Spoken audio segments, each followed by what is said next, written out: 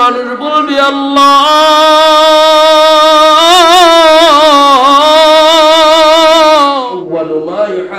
বিহিল আবদু ইয়াউমাল কিয়ামাতি as-সালাহ কিয়ামতের মাঠের ভিতরে আল্লাহ পাক রব্বুল আলামিন মানুষ থেকে দানব থেকে নামাজের হিসাবটা শুরু করে দিবেন মানুষ বলবে আল্লাহ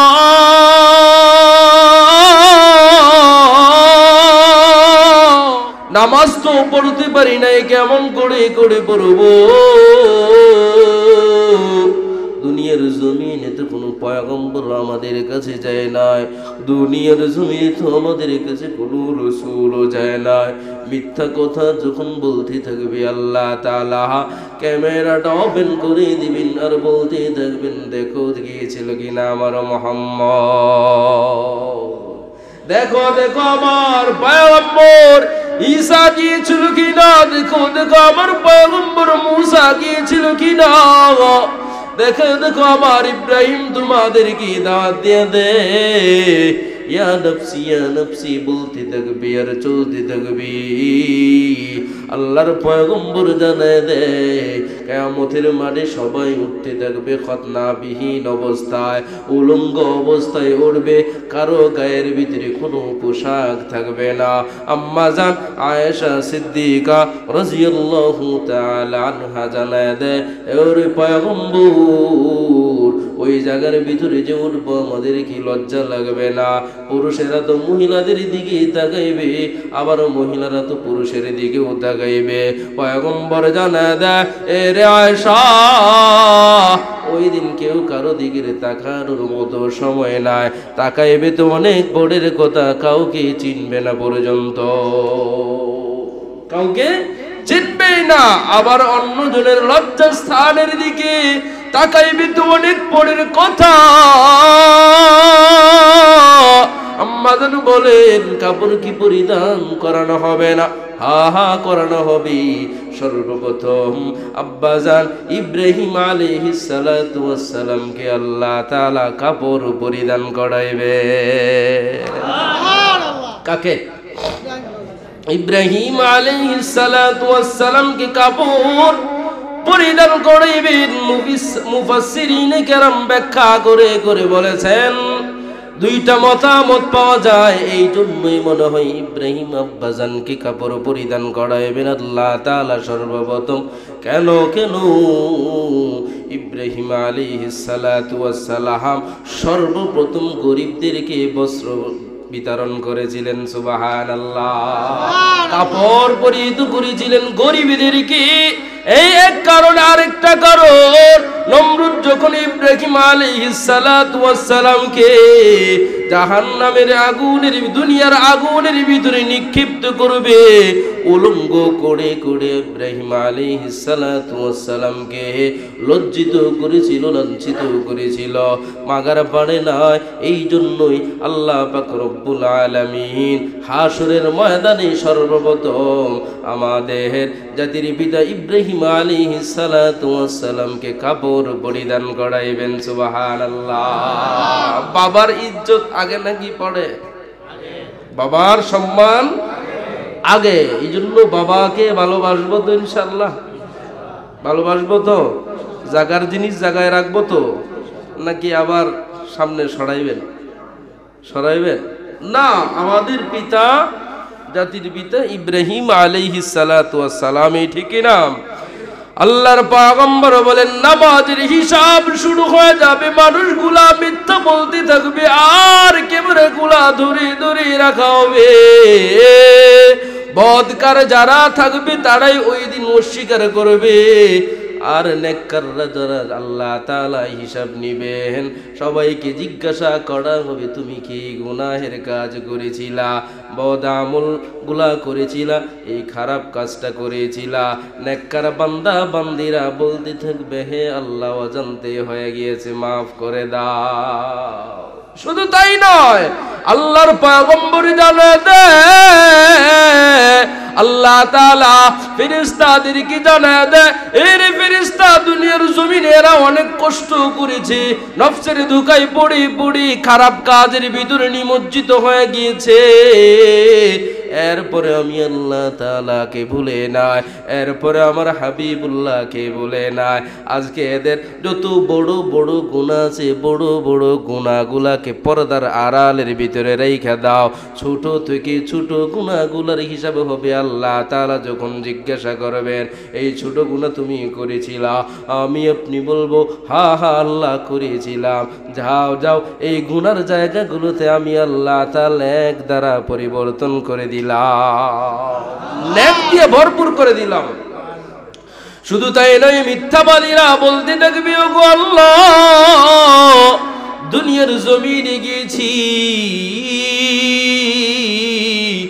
অসুস্থতার কারণে নামাজ আদায় করতে পারি নাই, অসুস্থ ছিলাম, পানিটা ধরলেই তো অসুস্থ হয়ে যাব। আল্লাহ পাক রব্বুল আলামিন হযরতে আইয়ুব আলাইহিস সালাতু ওয়াস সালামকে সামনে বসায় দিবেন, একটা কুরসির পাশে বসায় দিবেন, একটা চেয়ারের উপর বসায় দিবেন। আল্লাহ তাআলা বলবেন, আমার আইয়ুবের দিকে তাকাও,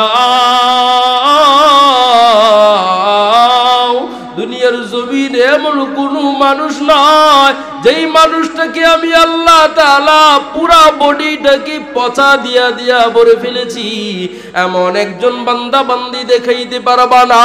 আমার আইয়ুবের দিকে তাকাও, আইয়ুবের একেবারে পুরাটা দেখো আমি আল্লাহ তাআলা পচা গান্দা বানায় দে। একদিন আর 2 দিন নয়, 1 মাস আর 1 বছর 2 বছর নয়, আইয়ুব আলাইহিস সালাতু ওয়াস সালাম 18 বছর পর্যন্ত এই রোগে আক্রান্ত ছিলেন, ঠিক কিনা? আল্লাহ বলবেন, আমার আইয়ুবের দিকে তাকাও না, 18 বছর পর্যন্ত আইয়ুবকে আমি আল্লাহ এত কষ্ট দিয়েছি। কেমন কষ্ট জানো? আমার আইয়ুবের শরীর থেকে গন্ধ আসতেছে, পচা গান্দা গন্ধ আসতেছে, এলাকার মানুষ আর কেউ থাকতে পারতেছে না। আমার আইয়ুবকে সবাই মিলে মিলে জঙ্গলের ভিতরে রেখে আসলো।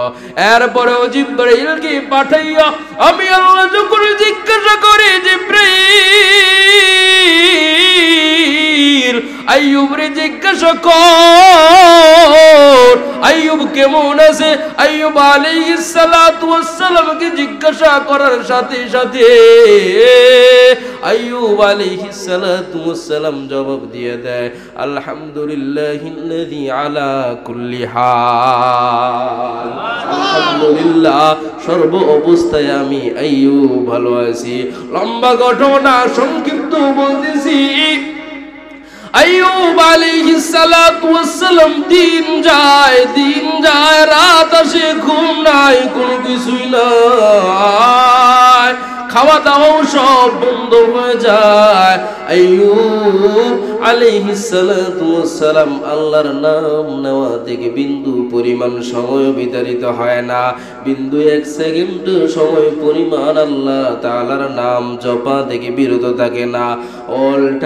অল টাইম আল্লাহ তাআলার জিকিরের ভিতরে আইয়ুব আলাইহিস সালাতু ওয়াস সালাম নিমজ্জিত।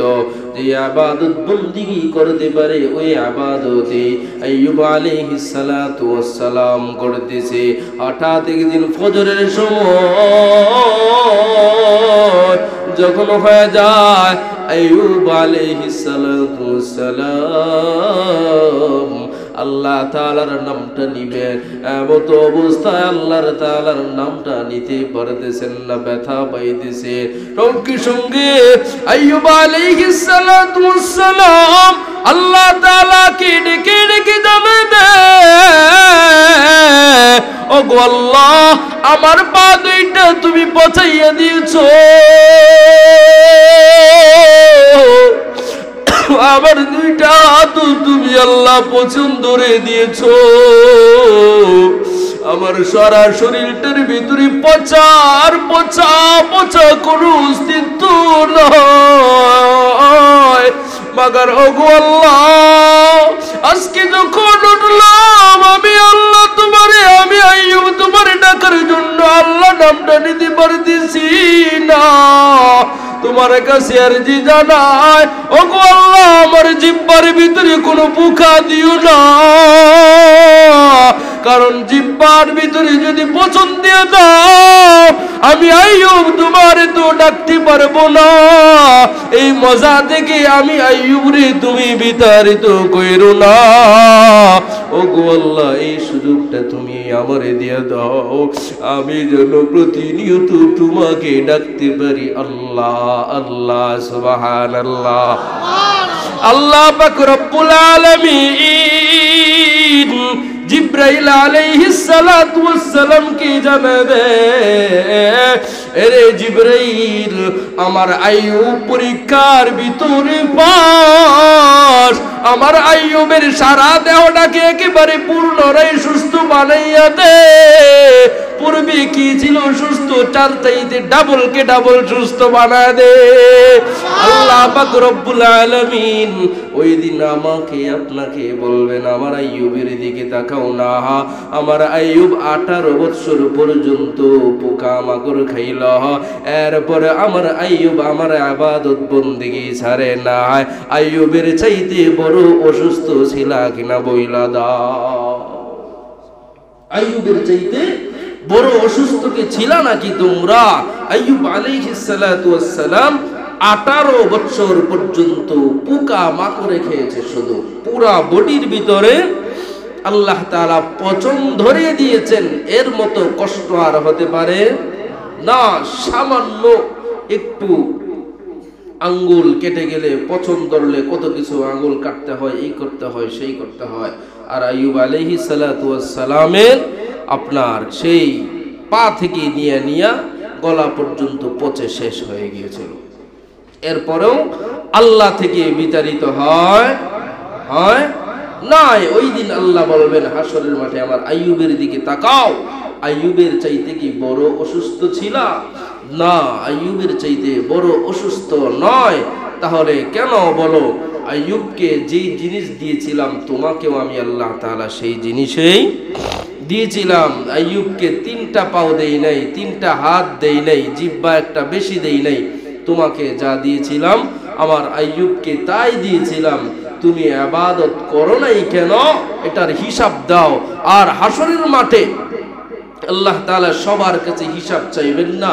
পয়গম্বর বলেন ওই দিন হাসরের মাঠে আল্লাহ যার কাছে হিসাব চাইবেন ওর কপালেই জাহান্নাম। নাউজুবিল্লাহ বললেন না? আল্লাহ যার কাছে হিসাব চাইবেন তার জন্যই একেবারে 100 থেকে 100 গ্যারান্টি, তার জন্যই জাহান্নাম। আর সেই সারা জীবন জাহান্নামের ভিতরে থাকবে। নাউজুবিল্লাহ। আল্লাহ তাআলা আমাদেরকে এই আযাব থেকে আমাদেরকে রক্ষা করুন, আমিন। এজন্য আল্লাহ পাক রব্বুল আলামিনের পয়গম্বর সব সময় দোয়া করতেন, আল্লাহুম্মা হাসিবনি হিসাবান ইয়াসীরা। সব সময় দোয়া করতেন। আম্মা জান আয়েশা সিদ্দিকা বলেন অনেক নামাজের সেজদার ভিতরে পয়গম্বর গিয়ে বলতেন, আল্লাহুম্মা হাসিবনি হিসাবান ইয়াসীরা, যে ওগো আল্লাহ তুমি আমার হিসাবকে সহজ করে দাও। সুবহানাল্লাহ। আমার হিসাব সহজ করে দেন। এই কথা জিজ্ঞাসা করতে গিয়েই পয়গম্বর বলেন ওই দিন যার হিসাব আল্লাহ তাআলা ধরবেন, হিসাব নেওয়ার জন্য সেদিন সেই ধরা খেয়ে যাবে। এই জন্য আমি দোয়া করি যেন আল্লাহ তাআলা আমার হিসাব সহজ করে দেন। আমি জিজ্ঞাসা করতে চাই পয়গম্বরের কোনো হিসাব হবে নাকি? কোনো হিসাব হবে না। পয়গম্বর শুধু আমাদেরকে শিক্ষা দিয়েছেন। এজন্য দোয়া করব তো ইনশাআল্লাহ। দোয়া